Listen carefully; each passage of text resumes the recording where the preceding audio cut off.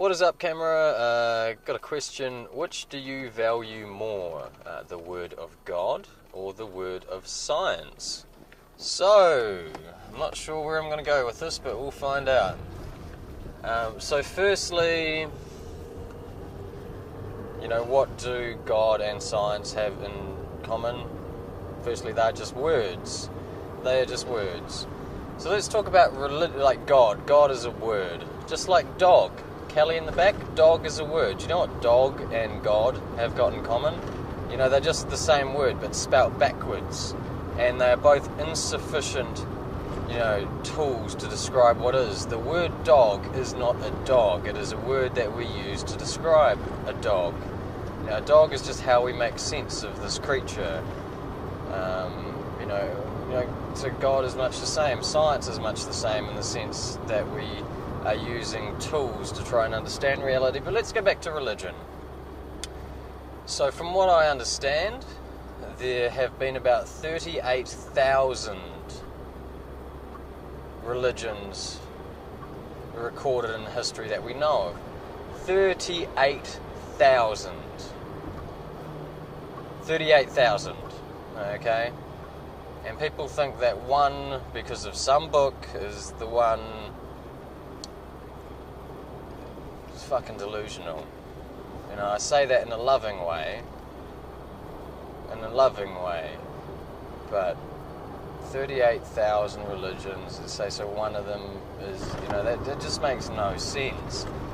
Religion, for the most part, there's a lot of beautiful stories in there. They're beautiful stories. There are lots of things that you can learn, lots of values you can instill in yourself.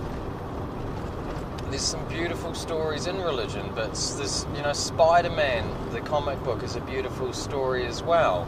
What do all these things have in common? They are just beautiful stories. Now, I think religion has definitely served its purpose. Like as humans, we really want to be able to make sense of things. Why are we here?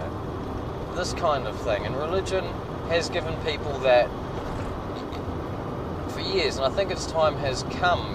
So I like the stories in religion. I don't like the dogmatism and like the institution itself. But I think it's definitely had its purpose, and so now we try and make sense of the world through science. But science, it's just as nonsensical as religion. We try and make sense of the world through our 5 apertures: our taste, our hearing, our smell, our sight, and the sound. The 5 limited senses that we try and perceive reality. We can only see 1% of the visible light spectrum between infrared and ultraviolet light. So we only experience a very, very small aperture of reality. And science, for the most part, are tools that go beyond our senses to further understand reality or make sense of it, but it's still very, very, very, very, very, very limited.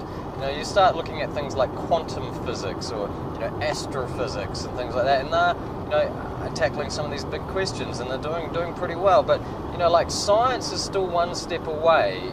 Just like it's tools to make sense of reality. It's not reality. It's not the one all be end all. It's still a few steps away from it, just like religion is, just like the word dog is. So what do I value more, the word of God or the word of science? They're both just fucking words, man. So don't get too caught up on it. What is the truth? The grass is green. How do I enter Zen from there? But I think, my personal opinion is I value the word of dog.